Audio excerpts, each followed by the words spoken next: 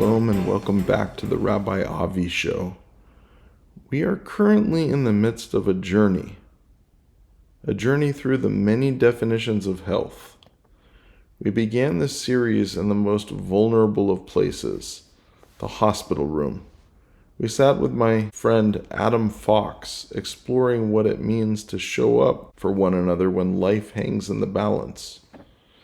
We continued that conversation with Dr. David Dierks, an ER physician and longtime friend, who gave us a raw, behind-the-scenes look at the frustrations of healing and the fragility of the human body. And most recently, we were moved to our core by E.C. Stillson, Elisa Magana, facing a stage 4 cancer diagnosis. She showed us that even in the shadow of illness, life can be lived with a particular purpose. Through these episodes, we've learned that life is precious and every moment is a gift. But as we transition today, I want to focus on a different kind of health. It is the health of the heart, the health of our community, and the vitality of our future. You see, we don't want to just survive. We want to thrive. We want to walk through this short life not in loneliness, but with a partner, someone who doesn't just settle for us, but someone who matches the frequency of our soul. For the American Jewish community, this is a unique challenge. The statistics are daunting. Outside the traditional Orthodox world, nearly 72% of Jews are marrying outside the Jewish people. I hear many of my rabbinical colleagues lamenting this as a social illness, sometimes even berating the people for drifting away. Others have simply surrendered to the tide. I've decided to take a different approach. I've decided to treat this as part of my ministry, a proactive, preventative medicine for the soul. I never imagined myself as a matchmaker, but I've realized that I cannot simply complain about the statistics. I have to be part of the solution. If I can help a Jewish man and a Jewish woman find a harmonious beginning, I'm helping to heal the heart of our people. Today's guests are the living proof that this ministry of matchmaking works. Several years ago, Stephanie walked into my office. She was 26, an artist and deeply wary of superficiality of dating apps. Shortly after, through a team effort, I was able to introduce her to Eric.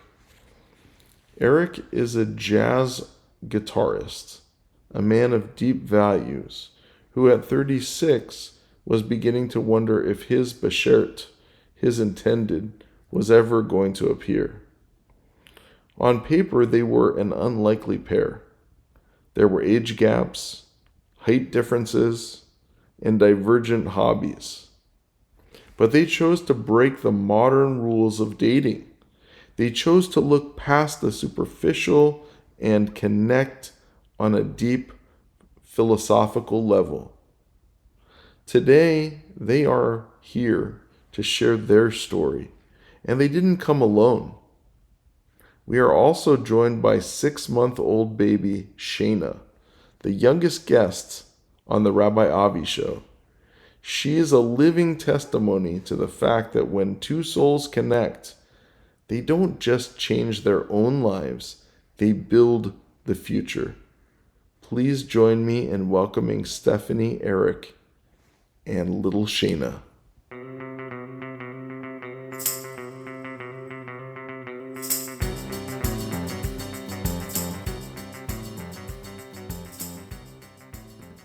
Stephanie, Eric, and even little Shayna, welcome to the Rabbi Avi Show. Before I introduce the two of you, and you can take turns answering this, what did your ideal partner look like on paper? And how did that differ from the person you actually fell in love with? Who wants to go first? I'll go first. All right, Stephanie. Okay. I think that I had these requirements of like having similar hobbies and interests in height that Eric did not meet, but that is okay. My dad is 6'2", and he's the shortest of 4 brothers, so I had a requirement of a guy being over 6 feet and that they would like camping and hiking and eating healthy. And I don't know, if they were Jewish, that would be great, but I was like, it's okay if they're not Jewish at the end of the day, like as long as we get along. But when I met Eric, I was like, okay, he's slightly shorter than me. He's not into the camping and the hiking, but I just could feel that he was just a really good soul, and we're both have artist backgrounds, so I just felt like he could love me and understand me, and that triumphs over what I was expecting my partner to be into. How about you, Eric?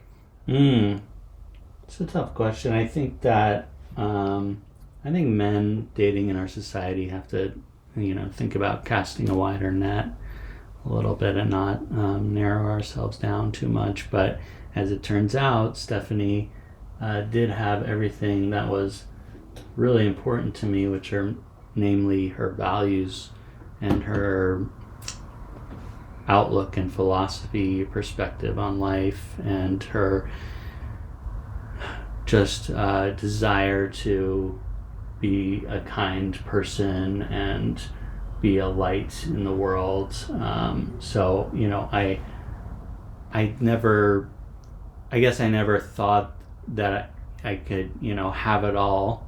But Stephanie turned out to have everything that I wanted and needed. And that says it all. Thank you, Shayna.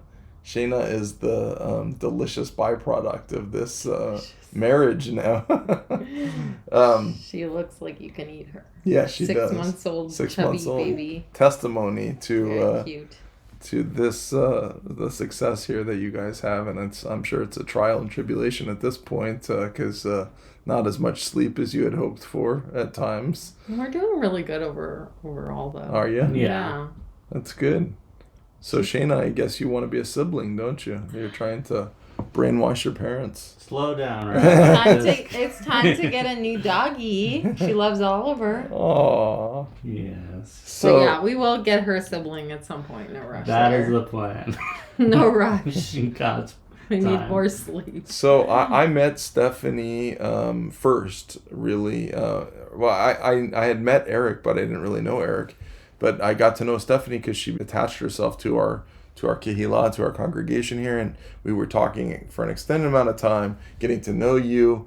And one of the things that I remember you telling me was that you were ready to not be superficial. And was there a specific moment, or and when you think about dating and that whole side of people's lives, was there a moment in your life or a disappointment or something that led you to that? I do know that I was ready to not date anymore, and I wanted to marry. I didn't want to keep dating and going on. I went back on the apps around the time when Rabbi Avi reached out to me and asked if he could find someone for me, and I was just like, wow, the apps are really hard to meet someone because it is very superficial of is that person attractive, and do you have the same hobbies? And I wasn't on it for very long, but I went through all the Jews in Tucson in a few minutes. So I was like, well, I don't think I'm gonna find a Jew here. And Rabbi always I'm gonna get you one.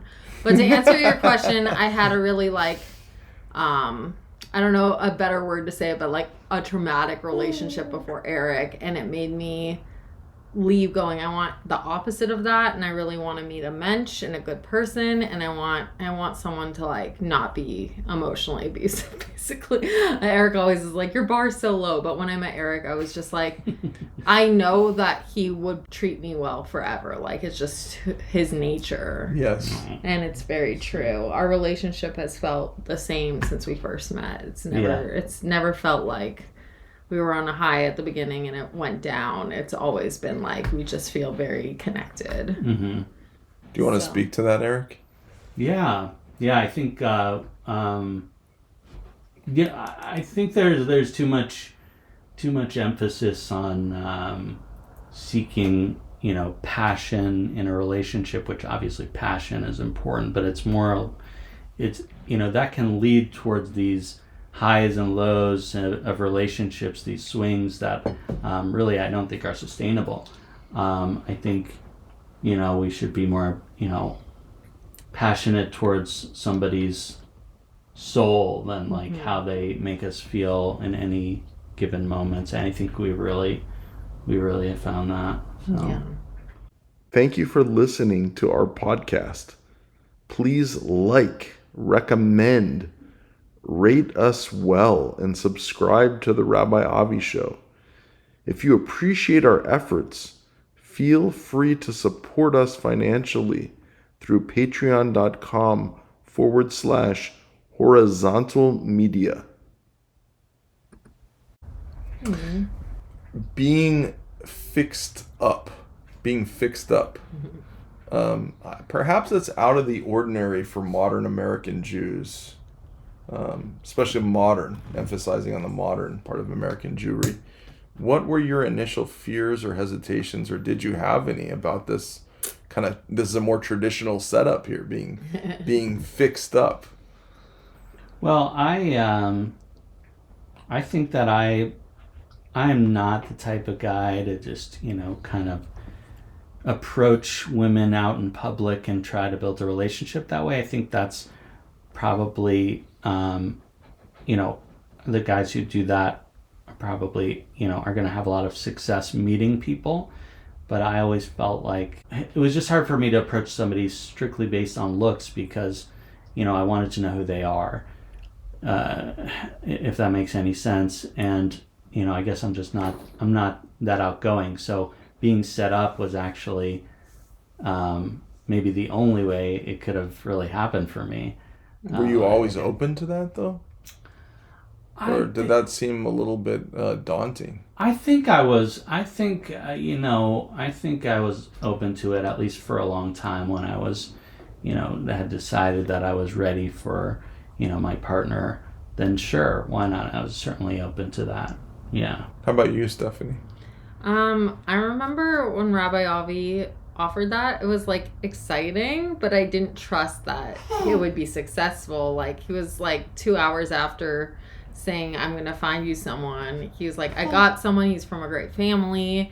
And I remember thinking, like, why does that matter? It's something I always think about, and now I'm like, oh, it really matters, because I love my in-laws. I just spend a lot of time in Tucson, and they're just amazing people. But I remember thinking, I bet he's going to be nerdy. And that's was one of the things I knew I didn't want in a guy, is someone who's super nerdy. Like, I wanted someone who's smart, but not nerdy. And that doesn't really make sense. But I just feel like I attract a lot of nerdy guys, and I really turned off by that. So I was like, this is probably not going to work. And then Rabbi Avi said, originally, are you interested, would you be open to someone who's 40, or I think you gave an age range, and I was like, that's too old, Rabbi. And then when I met Eric, he was I'm 36, and at that time I was 26, and I was like, oh, you're my cousin's age, why don't you meet my cousin? And I was in my head, I'm like, Rabbi didn't listen to me. But I just kept talking to Eric, and I'm like, he's just so cool, and he's so chill, and I've always been very attracted to very chill people, and he just seemed very comfortable in himself, and that was really attractive. And it was really when we started talking about being artists, and that you were really looking to meet the one and to fall in love, and I was like, whoa, I really think he has that ability to love, and it's just so hard to meet someone who has that capability, because they're just wanting to be loved. Mm-hmm. So.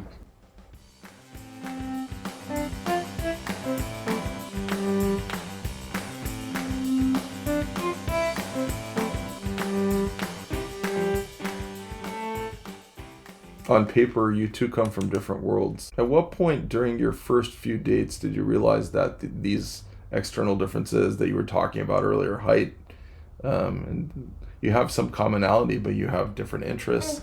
At what point in that really early period did those things, they didn't matter compared to the values that you share? I think it was really early on because during COVID, I ended up starting to write a blog, and I'm really interested in like Buddhist philosophy and Taoism. And I was writing this blog and trying to send people to read my blog, and it seemed like no one was that interested in the blog, but I just felt I had to write this blog. And I think it was after our first conversation on Zoom, I was like, hey, do you want to read my blog? Because it was kind of like a way to get to know me and my thoughts and my values. And the next morning I got a text from Eric that was just very forward and direct, like, I read your whole blog. And it was like a lot. It was like a mini book. I read your blog. We have the same values. We have the same teachers, same philosophy. And I just felt like so seen and like heard and loved, because it was like, oh my God, love language. He's giving me attention. He read my whole blog. And also like, I could tell from his point of view, it was like, we're meant to be together. Was that the very first? Was that like the first? It was really early on. Yeah, it was like we had our call and the call didn't work. So then I said we need to do a video call. We did a video call. At the beginning of the call, I was like, it's not going to work. He's way older than me. And like there was certain things at the time he vaped. And I remember him like, I need a vape. And I was like, oh, that's another like check against him. But then we just kept talking and I was like, wait, I like can see something here. And I just felt really calm and peaceful. And that's something Eric and I talk about, is that importance of feeling peace. Yes, Sheena. Yeah. Peace is very important. And then the next morning I told him about my blog, and he sent that at like 4 or 5 a.m. and I woke up feeling really peaceful and just like feeling really good. And then I saw that text and I was like, oh, this guy's like really into me and he's making it clear, but it's very much like, now it's up to you. And I really like that. It was kind of like, I'm interested. I read your whole blog. I think we have a lot in common. Now you choose. And I remember feeling that in the text. And I'm like, that's so different. It's not like, it didn't feel like you were trying to get me to like you. It was like, I like you. Now you choose. So how did you choose then? How did you deal with that? I mean, I think we just decided pretty quickly, like, we're going to meet in person, right? Yeah, like we made another plan to meet on the wash in front of Trader Joe's. I wanted to show him the bats, and he got like vegan food because I was very health conscious. We have for our listeners who may not be aware, we have a famous bridge. We have like a kind of a dry river, the Rillito, here in Tucson, and under this one bridge, which is the Campbell near River Road, there are lots of bats that live under the bridge, and I guess as the sun goes down, they start to come out. I thought that would be really romantic. And yeah, it was. The bats didn't come for some reason. Well, maybe we were just so interested in talking that we didn't notice. We were just talking about the universe and life. Yeah. And it's just like Eric and I Very both deep. meet at a very like deep philosophical level, and it's so hard to meet people like that. Mm-hmm. Okay. Yeah, Sheena gets it. She gets it. Yes. You're pretty deep, aren't you, Sheena? So it wasn't just another date. There's a lot of kind of appreciation for Buddhism, for Eastern thought, for spirituality. And we're both Jewish. And you're both Jewish, but how did you know that this was going to be the beginning of a Jewish home? Oh, I don't have an answer to that question. How did we know?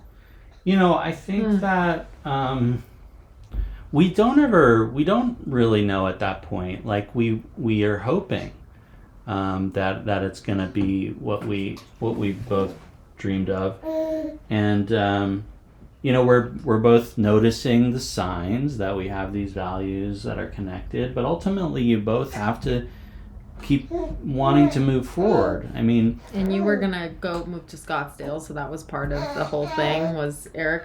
We just talked to his parents. I'll pick her up. And they were like, when you called Eric, he was at their house, and he was like, I don't even know if I should consider this because I'm moving to Phoenix. And they were like, consider it, like go. It's only 2 hours away, right? Yeah.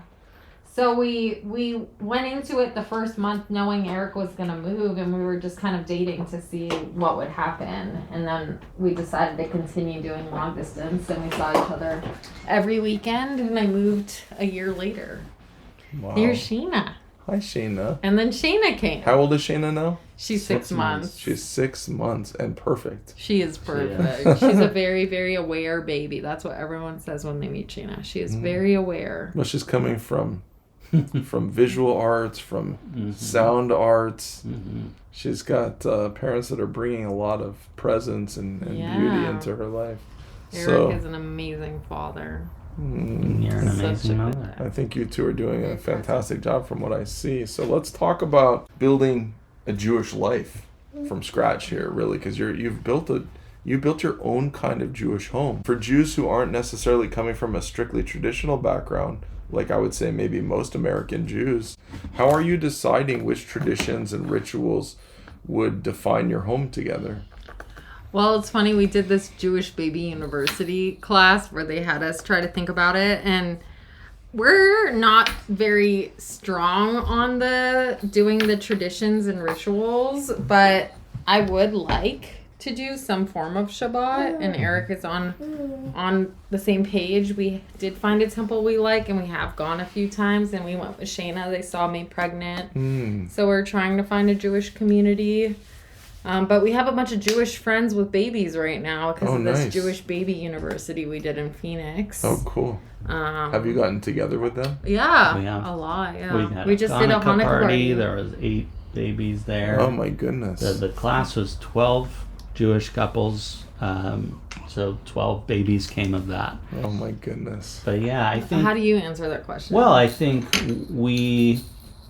what's really always been important to us is Jewish community, and the traditions in some sense are, just a part of us, and we see ourselves as having strong Jewish identities, even if we're not, for example, keeping kosher, but we want to feel Jewish and be around Jewish people, and that's how, and yeah, to answer your question, it's and to reiterate what you said, it's a work in progress where we're gonna be making decisions as she grows and understands more, what is important to share with her, which Jewish values we want to pass along to her, and how is the best way to do that. You can kind of stay one step ahead and figure things out because she's your first, and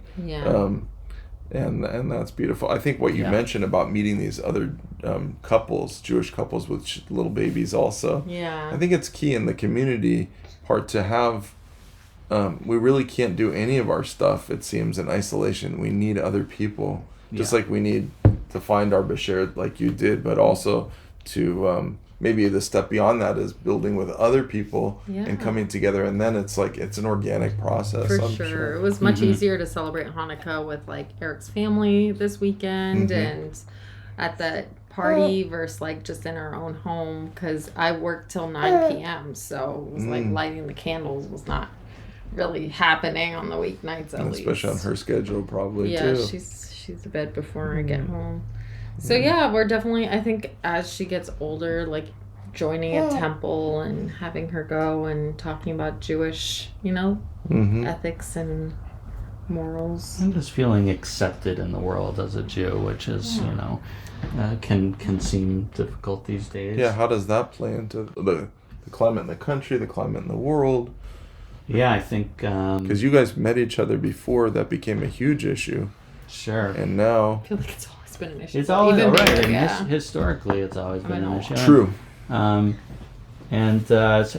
think I have been taught by my parents and my Jewish teachers that this could always be an issue, and we need to build community so that we have it when we need it. So I think that's what we'll be passing along to her as well, and we'll be going where the Jewish community is. She's been watching a lot of we'll have to. Israel debates with Eric. Oh yeah, That's all Eric watches. You're addicted to that now. Yeah, I'm so very now into she this. knows a lot about Israel. Interesting. Yeah, very into 6 that. months old. Well, that's good that you're engaged in that, and also in this culture, historically, we've seen a lot of American Jews trying to blend in to the wider culture. How even at this point, and I know you said that you're going to be figuring things out as you go, and maybe being one step ahead of little Shayna. But how do you two consciously choose to stand out and live Jewishly? I tell people at work that I'm Jewish. My boss called me and she's like, "Is there anything you need for the holidays?" And I'm like, "It's fine. Like, Hanukkah's not the same as Christmas for us. Like, everyone thinks Hanukkah's like our biggest holiday." And I'm like, "It's not." So what's the reaction that you get from... I think people are always very accepting. They're always like, "I hope you have a happy Hanukkah." And like, I just feel, I feel really proud to be Jewish, and it does make me different, and I like being different. I lived in China for a few years, and I felt more connected to my Jewish identity than my American identity. And I went to Chabad a lot and met Jews from all over the world. So I feel like it's a big part of who I am, and I feel immediately connected to other Jews. Like, yeah, it's just, there's just that feeling of like, oh, we're a family. Yeah. And that will never go away.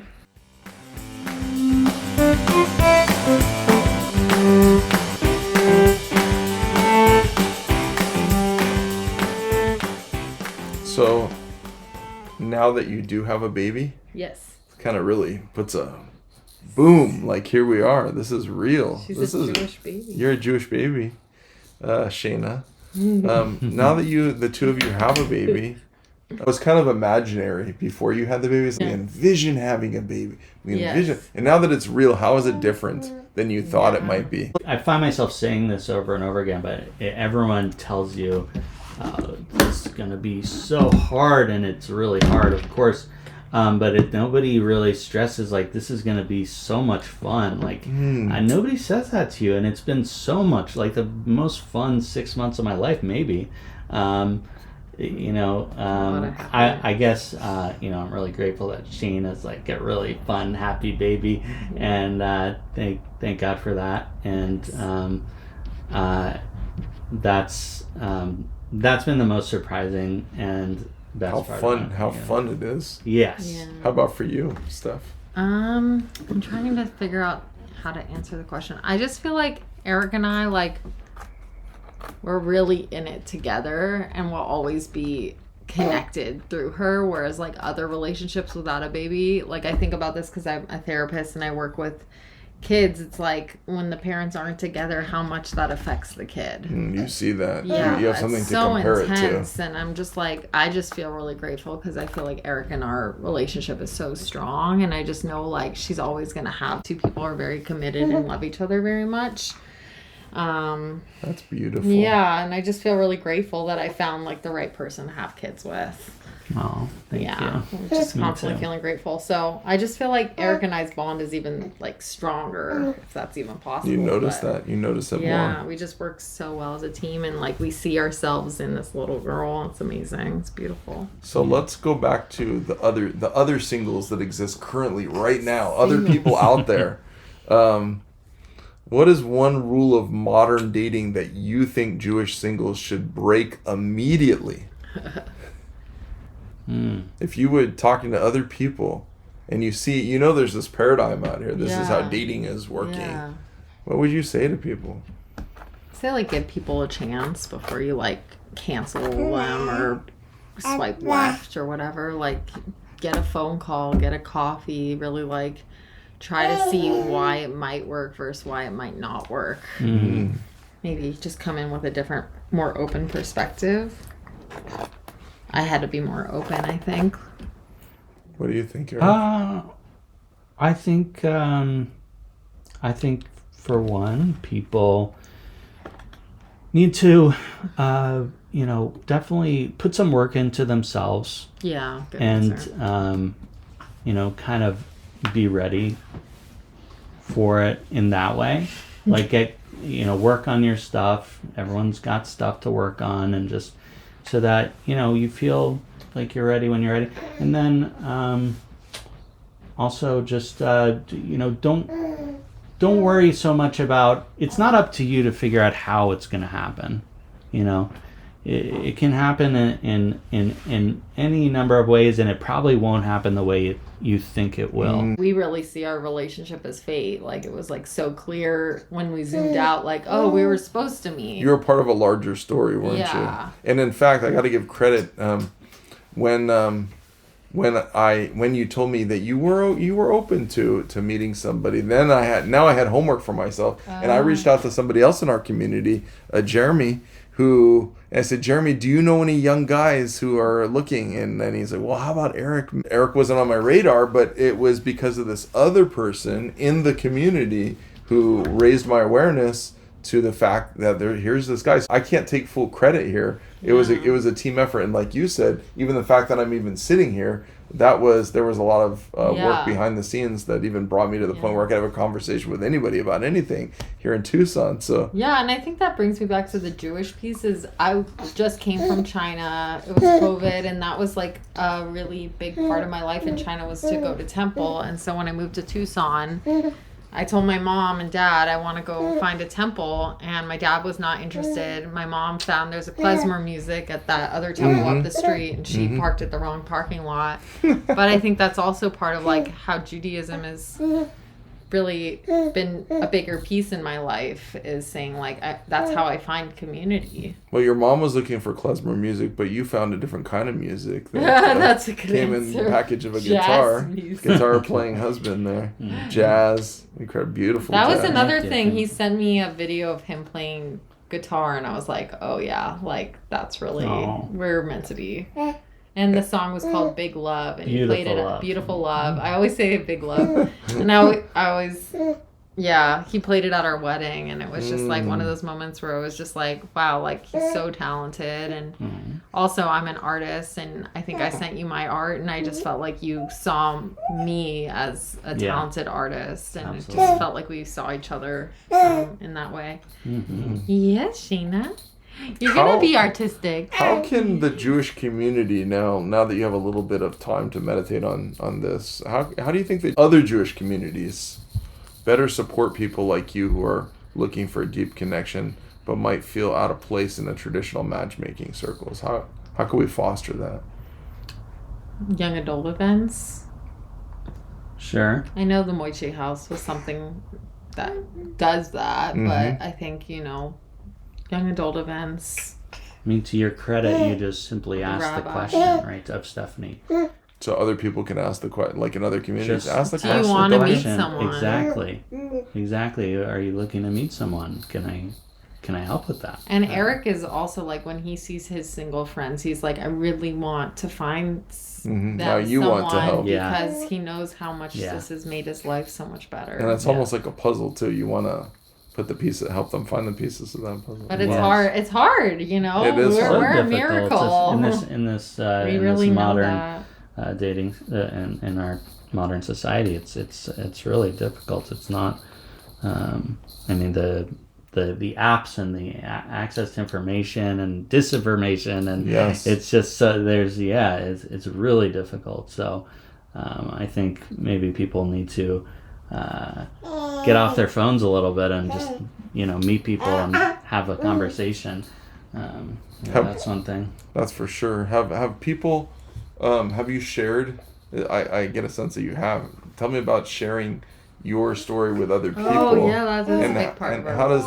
how does that impact other people? Well, I Just you think that telling your story. we give a lot of people hope that like they can have love. Something that Eric always says, like if people have desires to find like their partner, he's like, they're God-given and it will happen. And he like said this to our friend who just had 2 baby twins. She's not Jewish, but that's fine. She's a jazz musician. She's a beautiful soul, and she saw our relationship, and we can tell like sometimes, single people have been struggling for a long time are just really jealous of what we have, and also not jealous, maybe just like I want that. Yeah. And Eric and I both are like, I feel like we're hope givers, where we're like, you can have that, like it can happen. And then she met an amazing guy, and she said this to Eric, like it really helped that Eric was like, it will happen, and he said it like so confidently, because he really like felt like it wasn't going to happen for him. Like at 36 he was like really giving up hope. And now you have the confidence to say to somebody else,